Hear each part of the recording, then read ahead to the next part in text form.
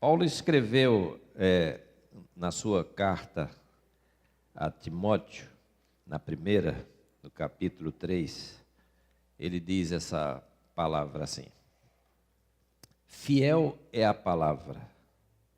Se alguém aspira ao episcopado, excelente obra almeja.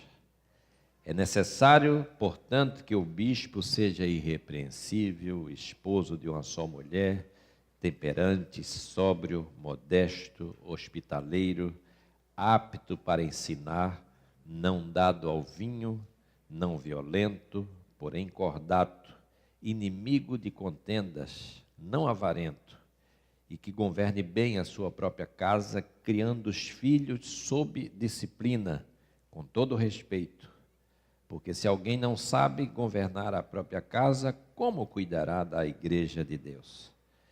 Que ele não seja neófito, para não suceder que se ensoberbeça e incorra na condenação do diabo.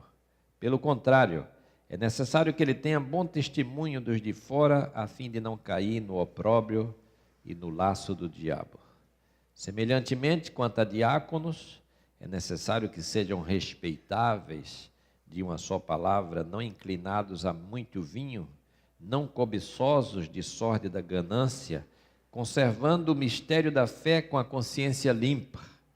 Também sejam estes primeiramente experimentados, e se mostrarem irrepreensíveis, exerçam o diaconato. Da mesma sorte, quanto a mulheres, é necessário que elas sejam respeitáveis, não maldizentes, temperantes e fiéis em tudo.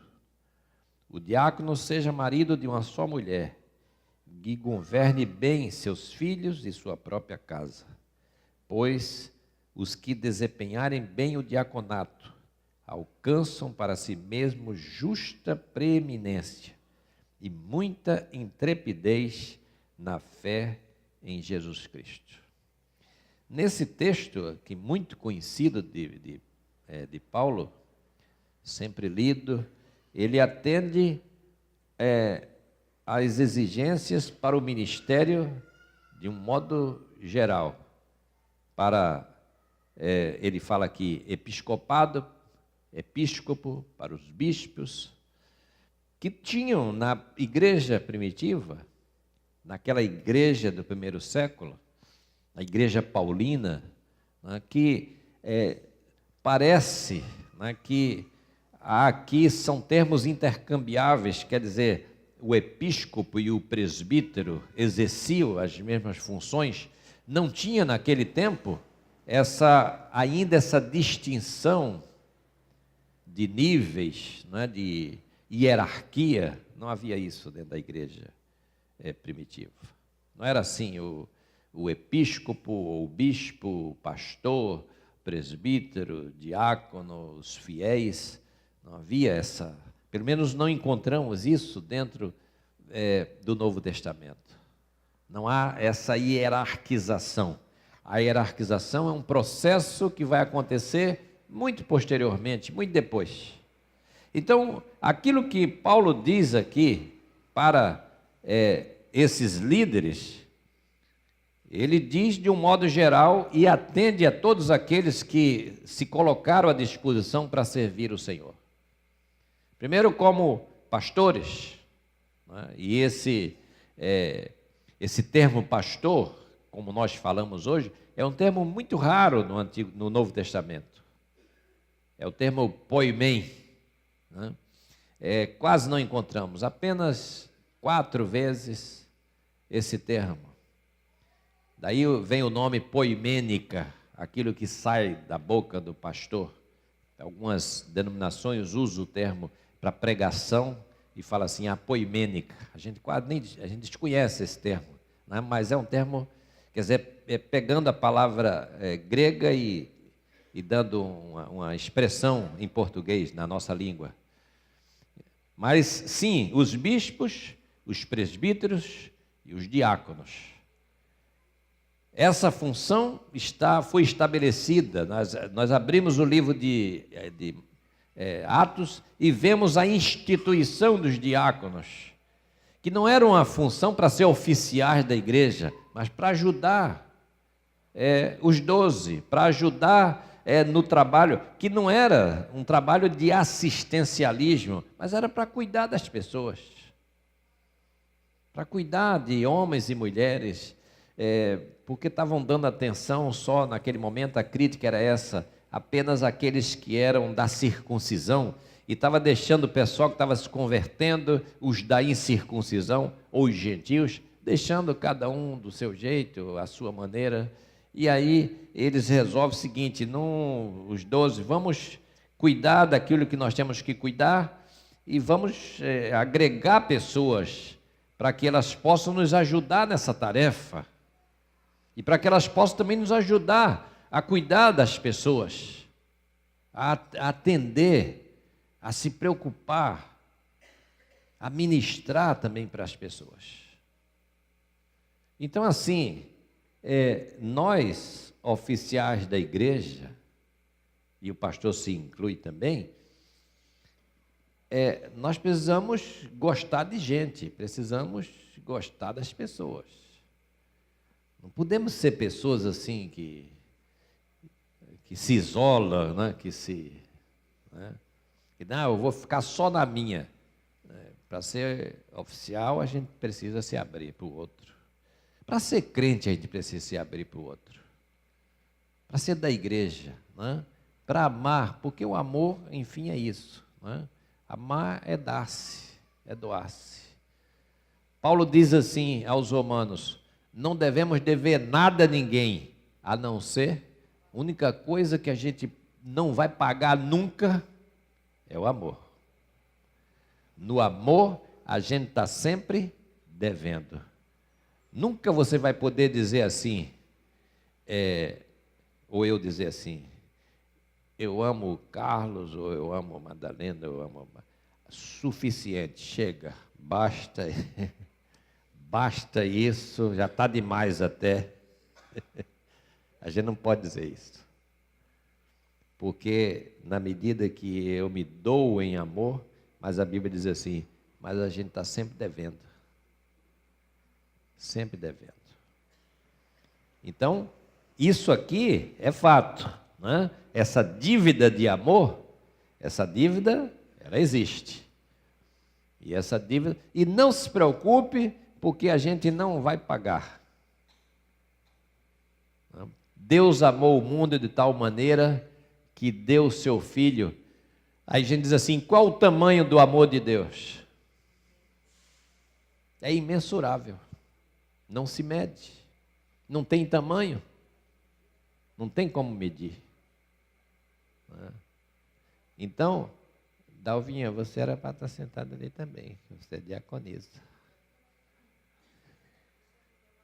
Eu dei uma missão, mas fica ali também. Fica ali que você é diaconisa da igreja. E você também senta ali.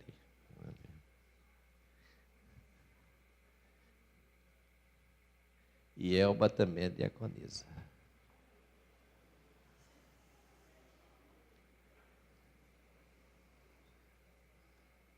Esqueci alguém, não? Acho que não. O que eu estava falando mesmo?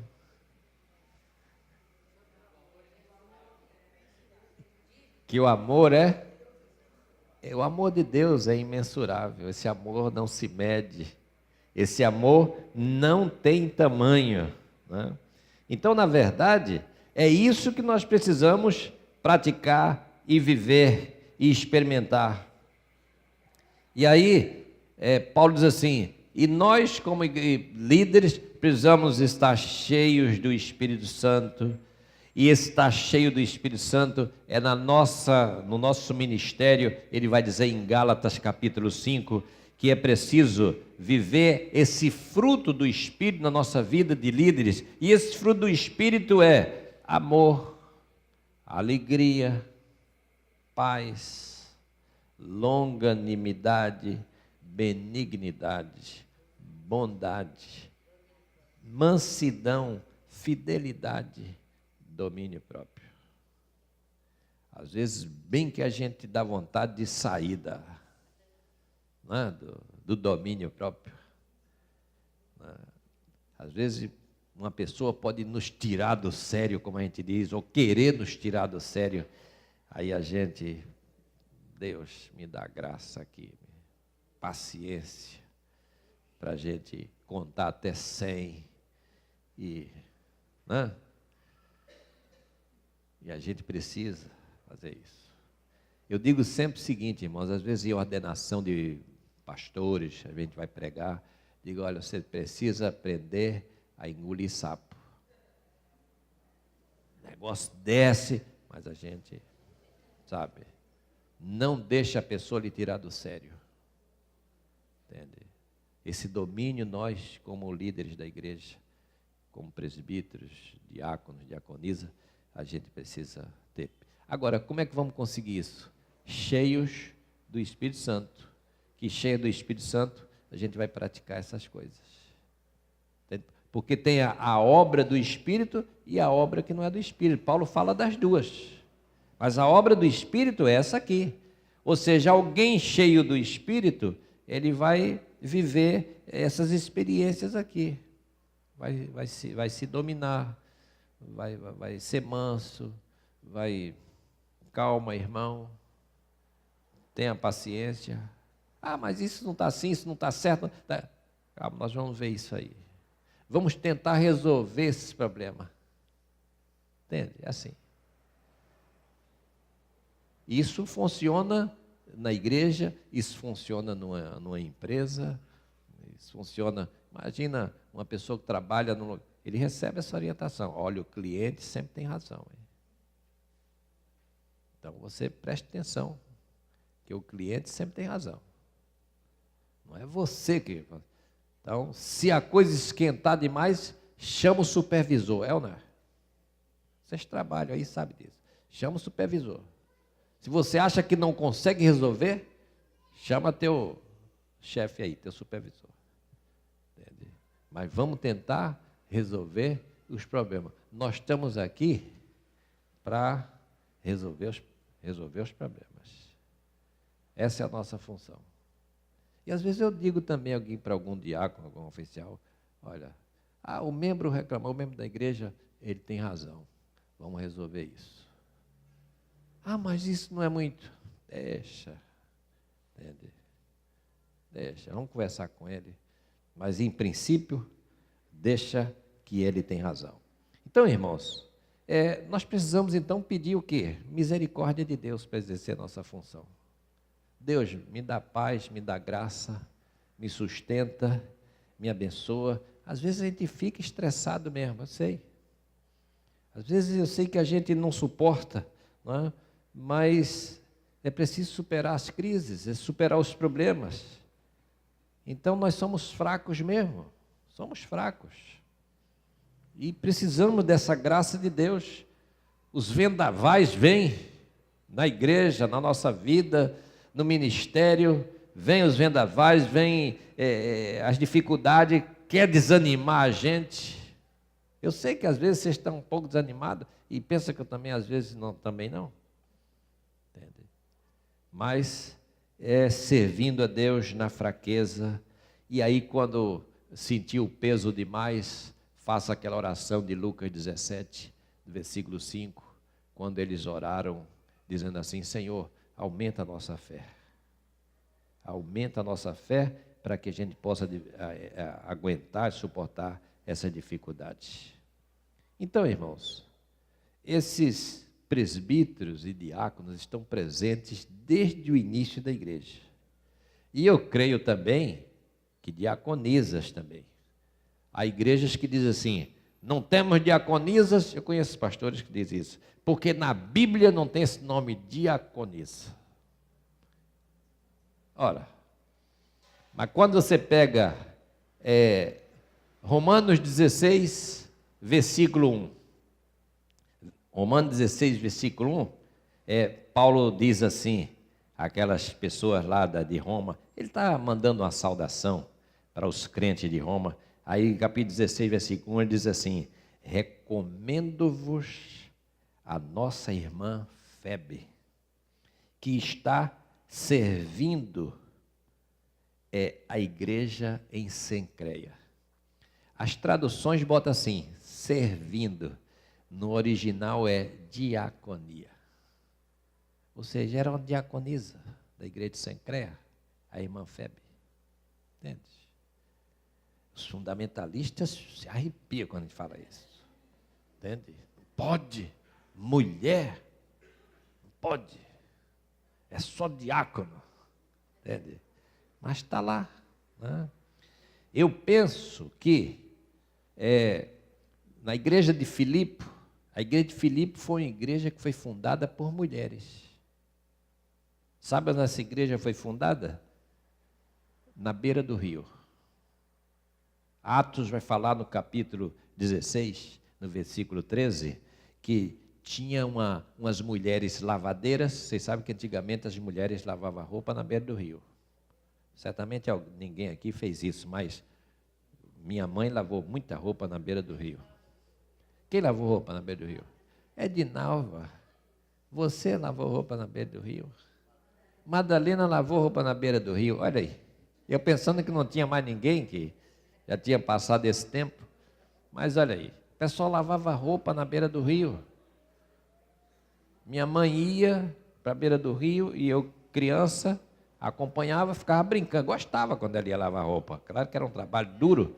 Eu gostava porque eu ficava brincando na água, mergulhava. A Tereza também, ó. Menina, tem a gente aqui que lava roupa na beira do rio. Né? Então, tinha uma reunião de oração lá em Filipos, na beira do rio. E Atos, capítulo 16, 13, lê aí, Gabriela, como é que diz aí?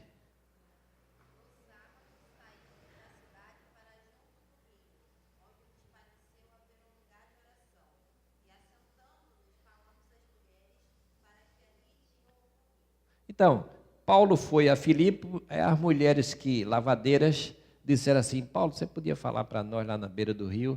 E Paulo foi lá, falar na beira do rio para essa mulherada. Né? A igreja de Filipe surgiu dessa lavagem de roupa. A igreja de Filipe surgiu das mulheres lavadeiras. E aí tem duas mulheres nessa igreja que se destacaram. Evódia e Síntique. Que quando Paulo escreve a carta a Filipe, ele diz assim, eu rogo, olha que ele não fala nenhum homem, eu rogo a Evódia e Síntique que parem de brigar. Mulheres dirigindo a igreja, está aquele negócio, e começou aquele problema, né? Assim, uma ciumada. Então Paulo diz em Filipenses 4, versículo 2, Evódia e Síntique, que vocês parem de brigar e que vocês pensem concordemente no Senhor, ou seja, que tenham paz. Ele está falando para duas líderes, duas diaconisas. Entendeu? Então, na verdade, isso é bíblico. E aqui no final desse texto que eu li, 1 Timóteo capítulo 3, Paulo fala, quanto aos bispos, quanto aos diáconos, aí no versículo 11, e quanto às mulheres, ele está dando orientações sobre o ministério. Aí, quantas mulheres é necessário? Eu leio assim, mulheres diaconisas, que elas sejam respeitáveis, não maldizentes, temperantes, fiéis em tudo. Esse pessoal que é contra, ele diz assim, não, está dizendo como é que deve ser a mulher do diácono. É assim que eles leem. Mas não estou aqui só estou colocando a visão que eu tenho. Entende? Que eles continuem tendo assim, ninguém vai brigar por isso.